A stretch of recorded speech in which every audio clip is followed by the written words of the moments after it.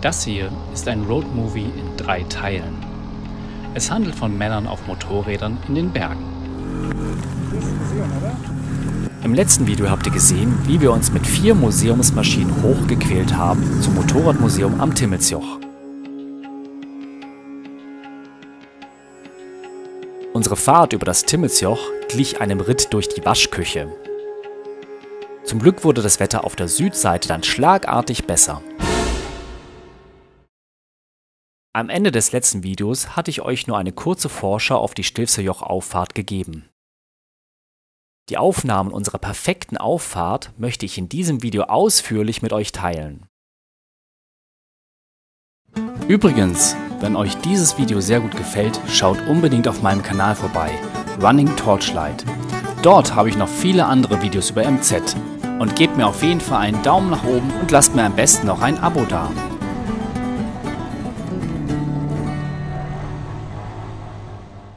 Wir starteten am Freitag, den 12. Juli 2024, ganz in der Nähe vom Hotel Prat.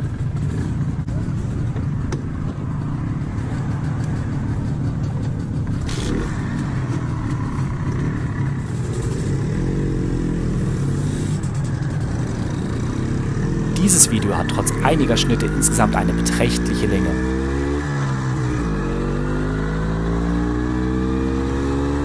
Die Strecke ist einfach so schön, dass ich es euch zeigen muss.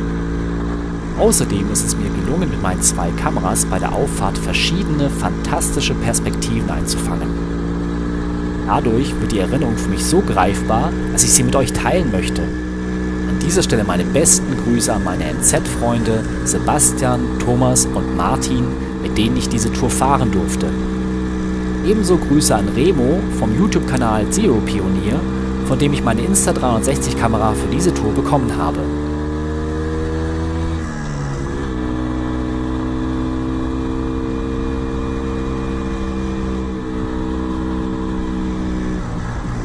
Gefilmte Motorradfahrten am Stilfserjoch gibt es natürlich schon viele. Dabei seht ihr dann oft, wie Hobbyrennfahrer ihre Popos filmen, während sie mit halsbrecherischem Tempo die Serpentinen hochjagen. Oder ihr werdet Zeuge, wie schwergewichtige BMWs in der Kurve zum Halten gebracht werden, um dann mangels Kontrolle umzufallen. Mein Video ist anders.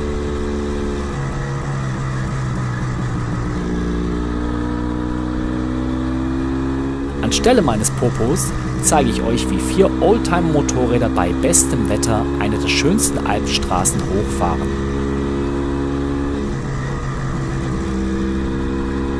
Dabei kommen wir kaum mit anderen Verkehrsteilnehmern in Berührung.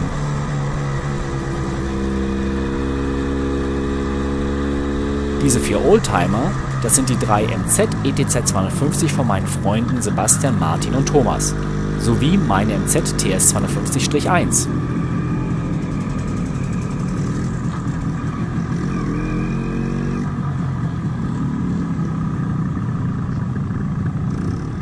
Alle schön lächeln. Auf geht's.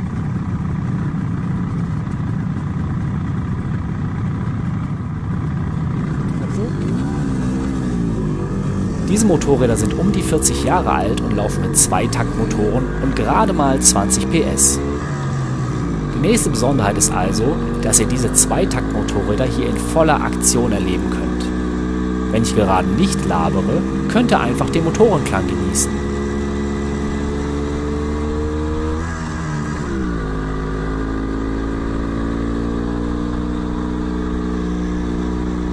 In jedem Fall zeige ich euch die Strecke und die gewaltigen Berge, durch die diese Strecke verläuft. Damit das Video bei der Länge nicht zu langweilig wird, plaudere ich mal wieder aus dem Nähkästchen. Zuerst erzähle ich euch die ganze Geschichte meiner MZ TS 250-1 und ihres bisherigen bewegten und auch unbewegten Lebens. Danach werde ich euch ausführlich berichten, wie sich dieser 2-Takter eigentlich fahren lässt und warum mich moderne Motorräder eigentlich kaum noch interessieren.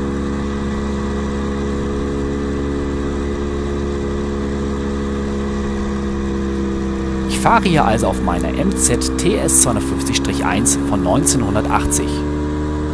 Sie wurde bei MZ im sächsischen Zschopau gebaut. Das war damals noch die DDR. Sie ist eine von vermutlich weit über 200.000 Maschinen dieser Baureihe, die bis Anfang der 80er Jahre dort gebaut wurden. Nach der Auslieferung kam sie zunächst in den Staatsdienst. Als sogenannte ABV-Maschine könnte sie zum Beispiel beim Dorfpolizisten als Fahrzeug gedient haben. Erkennbar ist das nur an der charakteristischen Ausstattung, zu der die exklusiven Einzelsitze und die Beinbleche gehören. Im Fahrzeugbrief wurde diese Verwendung nie vermerkt. Hier muss ich mal kurz zur Haupthandlung wechseln. Ja, dieser Audi-Fahrer hat es wirklich eilig. Aber ich muss es ihm lassen. Wir haben ihn auf dieser Strecke nicht mehr wiedergesehen. Weiter mit der Geschichte. Nach einer Dienstzeit von 7 Jahren wurde sie dann noch zu DDR-Zeiten in private Hände veräußert. Zu gern wüsste ich, ob die ABV-Maschinen damals heiß begehrt waren oder vielleicht sogar verhasst.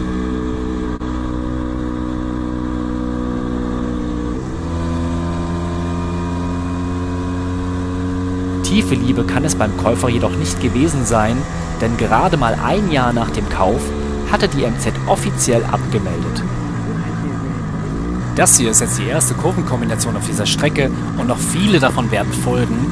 Ich werde versuchen, euch in diesen Bereich nicht reinzulabern, damit ihr das einfach visuell verarbeiten könnt.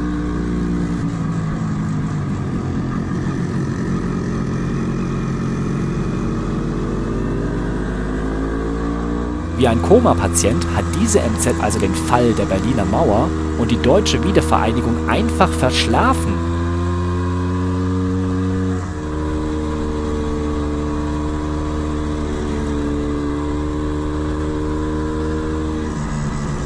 Bevor ich aber schildere, wie es ihr direkt nach der Wende erging, muss ich erzählen, wie dramatisch für mich der Kaufprozess verlief.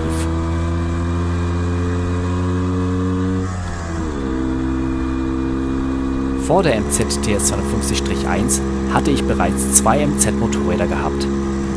Eine MZ ES 150, mit der ich 2022 auch auf dem Stilfser Joch war, siehe Videolink.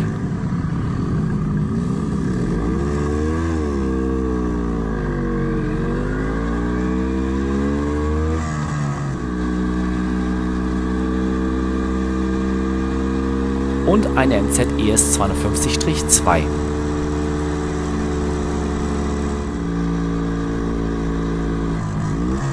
Jetzt schaut mal bitte kurz oben links. Vor uns auf der Strecke ist ein Wohnwagen unterwegs. Der machte mir zu dem Zeitpunkt wirklich Sorgen. Mit entsprechend motorisierter Zugmaschine konnte das für uns ein richtiges Problem darstellen. Weiter mit der Geschichte. Von der 250-2 hatte ich mich nach der technischen Überholung aber bereits 2021 wieder getrennt. Das waren ja allgemein schwierige Zeiten und bei mir mangelte es schlicht an den wichtigen Ressourcen Zeit, Platz und Geld.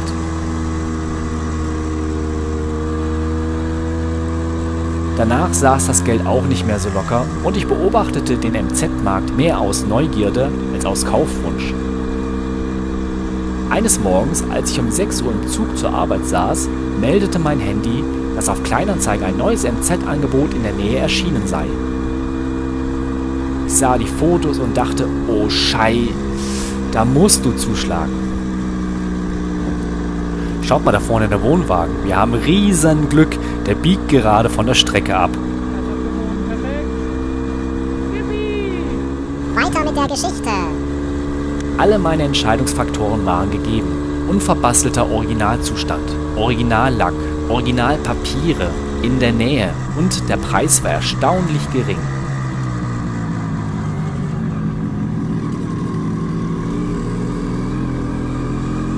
Ich schrieb den Verkäufer noch im Zug an und präsentierte mich als MZ-Liebhaber, der mit Sachverstand das Motorrad bestens betreuen könnte. Die Antwort kam schnell. Obwohl die Anzeige ganz frisch war, müssen in kurzer Zeit mehrere konkrete Anfragen gekommen sein.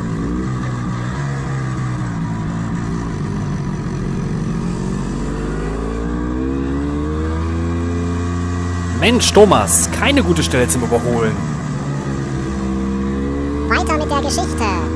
Ein Interessent hatte direkt 200 € mehr geboten, als veranschlagt waren und hatte die Abholung am nächsten Wochenende zugesagt. Somit war die Maschine bereits reserviert und nach aller Wahrscheinlichkeit so gut wie verkauft. Ihr könnt euch vorstellen, wie niedergeschmettert ich daraufhin war. Ich war mir sicher, dass mir eine ganz tolle Maschine entgangen war. Aber manchmal wendet sich das Blatt.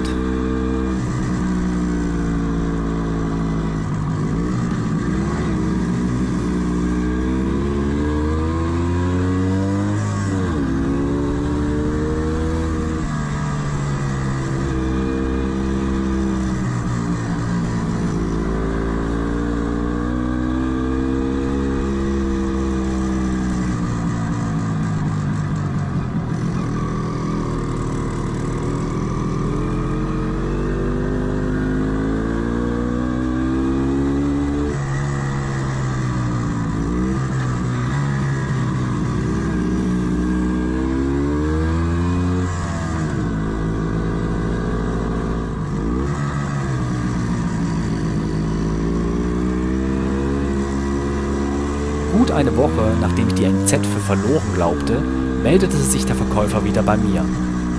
Nach seiner Schilderung musste der vermeintliche Käufer ihm irgendwie dumm gekommen sein und der Kauf war nicht zustande gekommen.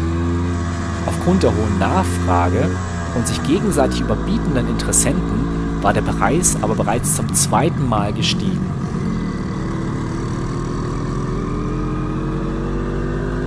Da ich mich aber zu Anfang inbrünstig gemeldet hatte, gab er mir die Möglichkeit, zum neuen Preis zuzuschlagen.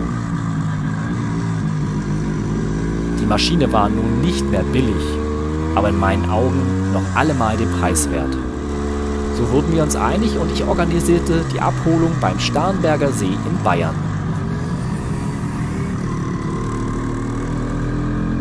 Die Kaufabwicklung war dann nur noch Formsache.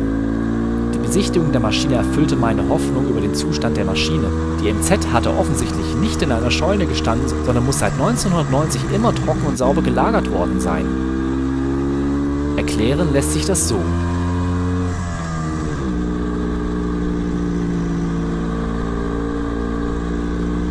Der Verkäufer war ein bayerischer Handwerksmeister und Motorradfan, der Anfang der 1990er Jahre einen Mitarbeiter aus der ehemaligen DDR hatte.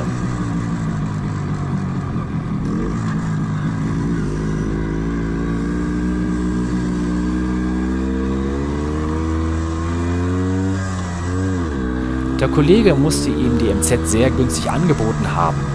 Vielleicht für einen Kasten Bier oder gar umsonst, weil sonst nur der Schrottplatz geblieben wäre. Irgendwie wurden sie sich einig und die abgemeldete MZ wanderte von Thüringen in den tiefsten Süden von Bayern.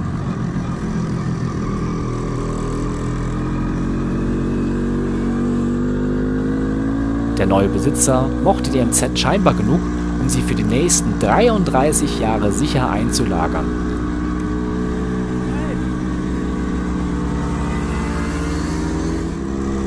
Wie ein Dornröschen blieb sie während ihres langen Schlafs fast vollkommen unbeschadet. Einziges Fehlteil war der Fahrersitz, der auch nicht mehr auffindbar war.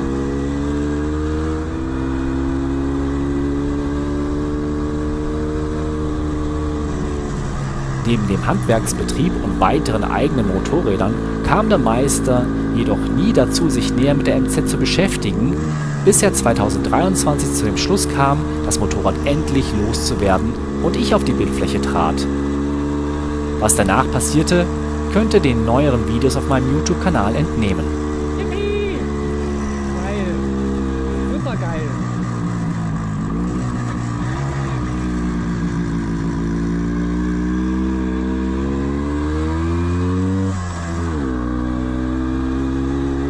Das war die lange Geschichte meiner MZ TS 250-1. Aber sie ist natürlich noch nicht zu Ende, denn sie wird noch fortgeschrieben über das Jahr 2024 hinaus. Für alle, die jetzt noch zusehen, komme ich zu der Frage, die euch vermutlich sehr interessiert. Wie fährt sich meine MZ TS 250-1?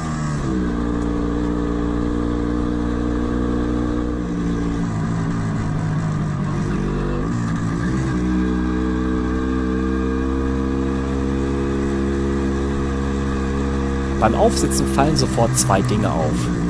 Der Einzelsitz fühlt sich fast hölzern hart an. Der Schaumstoff dieses Nachbaus wurde als recht fest gewählt. Nach der dreitägigen Tour muss ich aber sagen, dass diese Härte genau richtig ist. Selbst wenn ich die Sitzposition ganz nach hinten verlagere, gibt der Sitz nicht nach, sodass eine stabile und insgesamt gemütliche Sitzposition gewählt werden kann.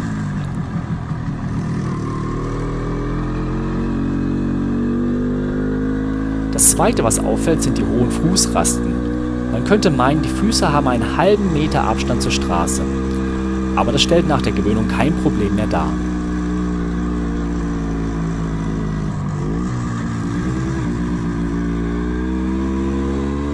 Gas und Kupplung lassen sich mit sehr wenig Kraft betätigen.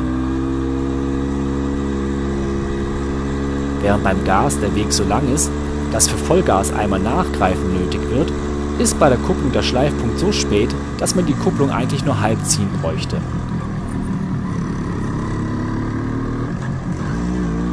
Die Sitzposition ist insgesamt mit dem hohen Lenker sehr aufrecht, mit nahezu 90 Grad angewinkelten Beinen. Das empfinde ich aber sehr angenehm. Auf unserer dreitägigen Tour haben wir insgesamt über 600 Kilometer zurückgelegt. Ich habe absolut keine Beschwerden in Schulter, Rücken oder Gesäß gespürt. So erhaben sitzend hat man auf der NZ einen sehr guten Überblick, auch in solch spitzen Kurven wie hier am Stilfser Joch. Vor einem liegt alleine die Straße. Keine Instrumente oder Anbauteile verdecken den Blick auf das Vorderrad, keine Lämpchen oder sonstiger Schnickschnack lenken vom Fahren ab. Selbst den Tacho kann man fast ignorieren, denn zu schnell ist man mit dieser Maschine nur in wenigen Fällen.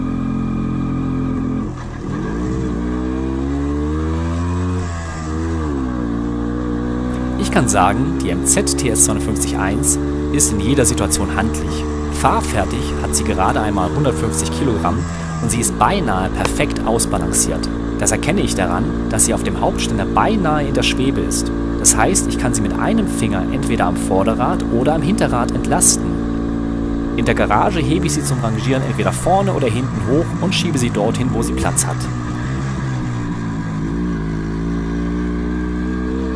Bei der Fahrt habe ich selbst bei niedrigster Geschwindigkeit keinerlei Sorge, das Gleichgewicht zu verlieren oder sie im ungünstigsten Fall nicht mehr fangen zu können.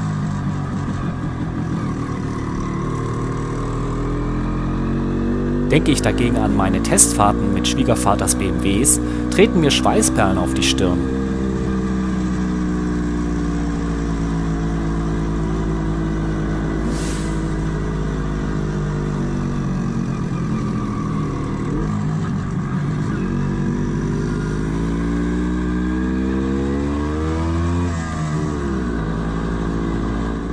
Dieses MZ-Modell war die erste mit serienmäßigem 5-Gang-Getriebe.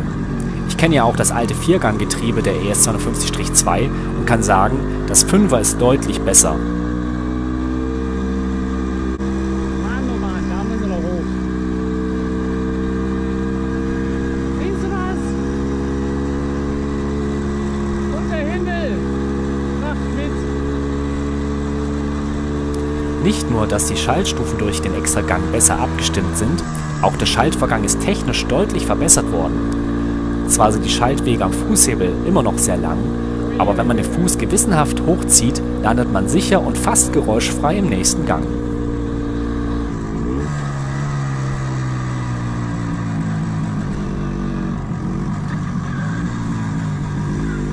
Der Motor der MZ TS250-1 ist ein Sahnestück.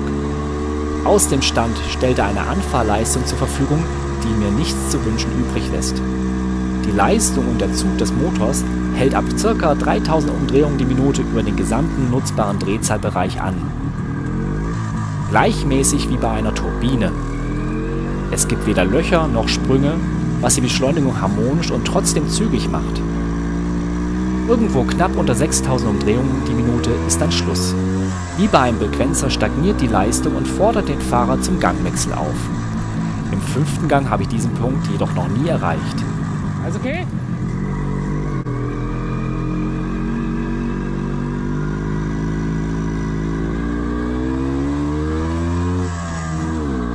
Das Geräuschniveau des Motors hält sich dabei immer zurück. Der typisch blechern klopfende Zweitaktklang verschwindet beim Anfahren und verändert sich zum dezenten Brummen, untermalt vom Hintergrundgesang der Ölbadkupplung.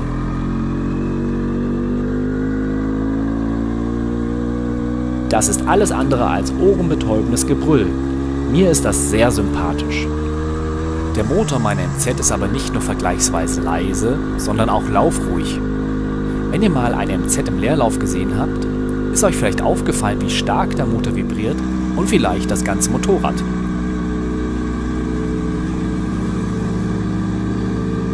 Gerade bei den späteren 250er Modellen wackelt der Motor manchmal wild unterhalb des Rahmens auf und ab.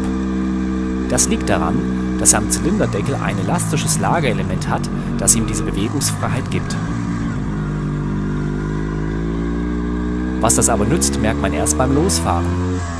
Die im Stand noch spürbaren Vibrationen am Lenker hören schlagartig auf und reduzieren sich quasi auf Null. Bei einem intakten Motorlager bekommt man als Fahrer nichts mehr mit von Motorschwingungen. Schaut euch bitte mal meine beiden Außenspiegel an. Der Himmel und die Wolken reflektieren sich darin gestochen scharf. Mir ist es während der Fahrt noch nie passiert, dass ich in den Spiegeln durch Vibration Unschärfe gehabt hätte. Und das, obwohl die Spiegel an den Lenkerenden montiert sind, wo Schwingungen noch am stärksten spürbar wären. Ich behaupte, diese gummigelagerten MZ-Zweitakt-Einzylinder fühlen sich ruhiger an als ein Suzuki Viertakt-Vierzylinder. Und das finde ich sagenhaft.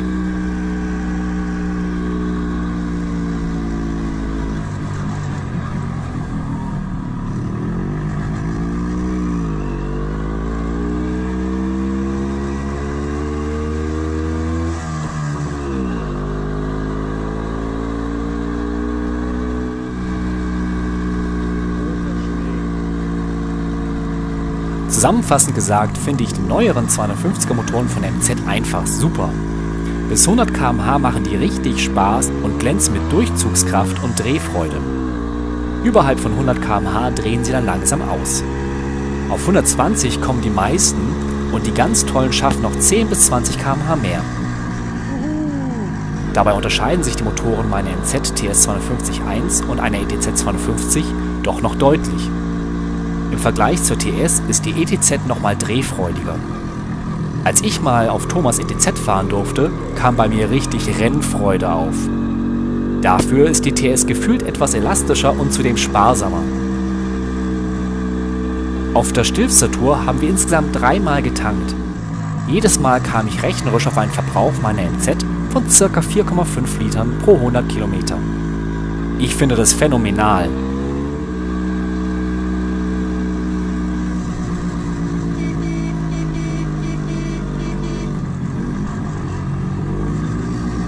Meine 125er Viertakt Suzuki fühlt sich viel lahmer an und genehmigt sich bei flotter Fahrt immerhin 3 Liter. Prozentual ist das natürlich viel besser, aber absolut gesehen fällt das bei meiner Fahrstrecke auf der MZ überhaupt nicht ins Gewicht.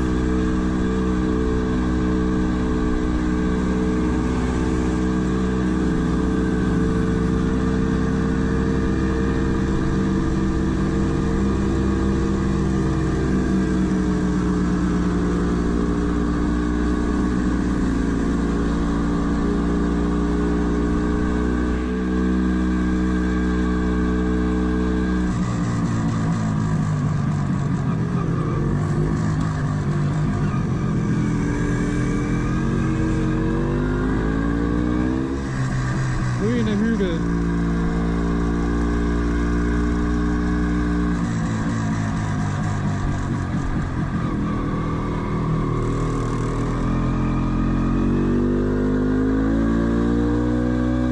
Unsere Fahrt nähert sich dem Ziel. Ich hoffe, euch haben die Bilder, Geräusche und Worte gefallen.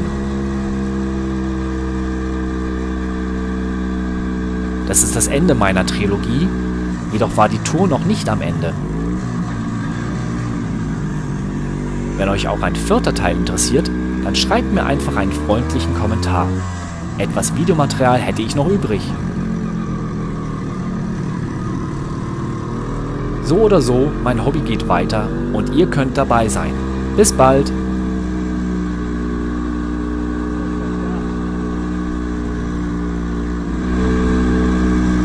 Echt jetzt schon?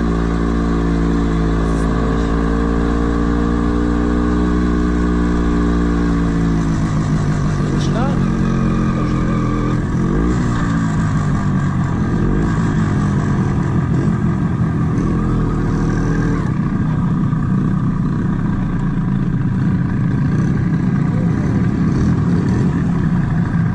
ist aber schnell, hä?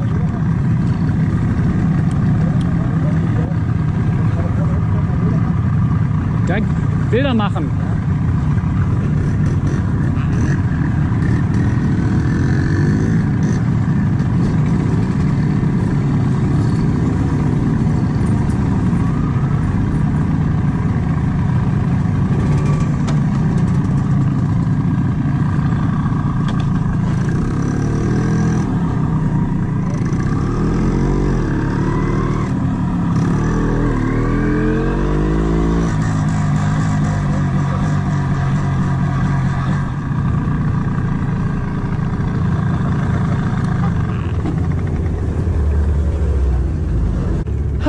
Ich bin der Meinung, das war spitze.